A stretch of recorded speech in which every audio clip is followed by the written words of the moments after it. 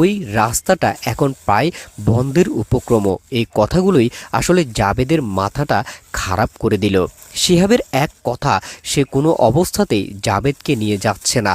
জাবেদ অনেকটা নাছোড় বান্দা পাবলিক, অনেক কাঠখোট পুড়িয়ে শেষমেশ শিহাবকে রাজি করালো যাওয়ার ব্যাপারে।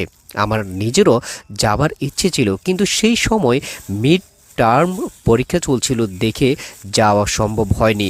যাই হোক, জাবেদের প্ল্যান ছিল পূর্ণিমার রাতে উক্ত স্থানে উপস্থিত থাকা, এতে কুকুরটার দেখা পাওয়া যাবে, পাশাপাশি ছবি তোলার জন্য ভালো আলোও থাকবে। বাংলা ক্যালেন্ডার দেখে সময় নির্ধারণ করে রওনা দিল তারা।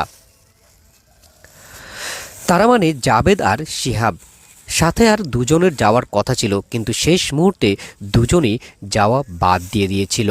পারিবারিক কিছু ঝামেলার কারণে দুজনের যাওয়া বাতিল হয়ে যায়। সে যাই হোক, জাবেদরা নির্দিষ্ট সময়ের গ্রামে পৌঁছায়।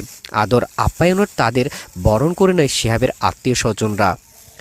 মোটামুটি ফ্রি হবার পর জাবেদ শিহাবের ছোট কাকাকে খুলে বলে আসার আসল উদ্দেশ্য। শুনে ছোট কাকা কিছুটা গম্ভীর হয়ে যায়। শেষমেশ জাবেদ আর শিহাবের প্রবল অনুরোধের মুখে নতি স্বীকার করতে হয় তার। যাওয়ার অনুমতি দেন তিনি, কিন্তু সাথে তার দেওয়া পরিচিত একজনকে নিয়ে যেতে হবে। জাবেদ চাচ্ছিল একাই যেতে, কারণ এইসব ব্যাপারে বেশি মানুষ থাকলে নাকি প্যাচ লেগে যেতে পারে। কিন্তু ছোট কাকার শর্ত একটাই, হয় তাকে সাথে তার দেওয়া গাইড যাবে, না হলে যাওয়া বাতিল। অগত্যা জাবেদকে রাজি হতেই হলো।